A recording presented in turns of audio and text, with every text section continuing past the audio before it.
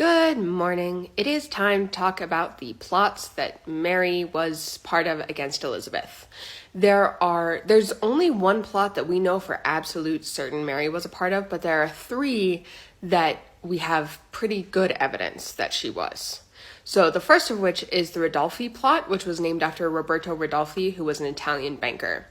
And his plan was to secure an invasion of England by Spain using the Spanish army in the Netherlands, because Mary had a connection to the king of Spain. And the Duke of Norfolk would then become Mary's husband, because it would lead to a Catholic uprising in England, which then would oust Elizabeth and put Mary on the throne, and she would marry the Duke of Norfolk to have in English eyes, a more legitimate claim to the throne.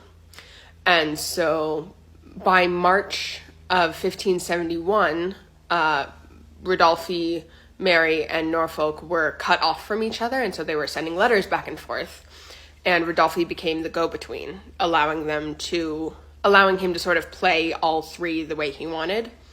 And Elizabeth was warned of the plot by the Duke of Tuscany, and the letters between Ridolfi and Leslie, who's Mary's envoy, are intercepted, and Elizabeth begins to take action against the plotters because she's not happy.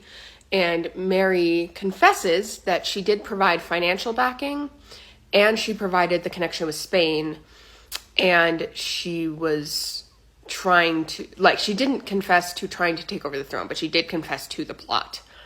And she said she didn't know where the plot was going, where the money was going, but she just gave a lot of money to this envoy for no reason.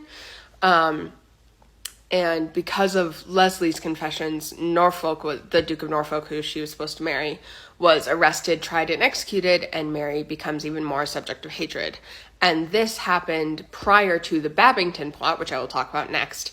And this one's a little bit more convoluted because I don't know if I may not have made it clear. Mary said that she provided financial backing and she provided a connection with Spain, but she didn't know what the connection was for.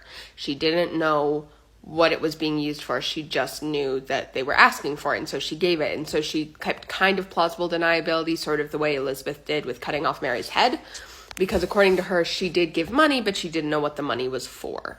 So